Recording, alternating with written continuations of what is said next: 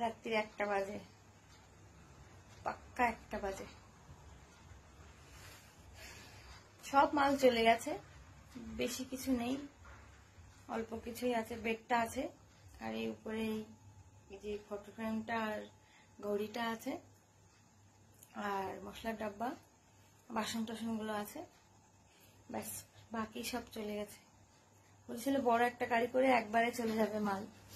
তারপর ভাবলো না, বা আমার বাবার একটা ঠেলা আছে, ওটা হচ্ছে তোমার সবজির দোকান দিয়েছিল, তো এখানে বসতে দিচ্ছে না বলে ঠেলাটা এখন বন্ধ, বাড়িতেই থাকে। তো ওটাতে করে টুকটুক করে বই, একটা গাড়ি ঠিক করতে গেলে 2000 টাকা নেবে, বেশি দূর না এখান থেকে একটুখানি, তবু 2000 টাকা নেবে।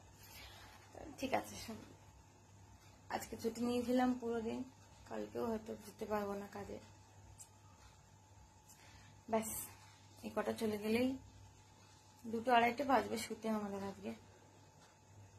ওখানে গিয়ে দেখাবো কিরকম ঘর নিলাম।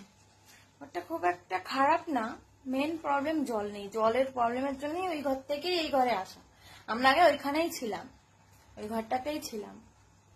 ঘরটাও ভালো, খারাপ না, কিন্তু ওটা ছিল অন আরকে, আর এটা অন বিএচকে। এটা 8,500 টাকা ভাড়া, ওটার 6,000 টাকা ভাড়া, এটাই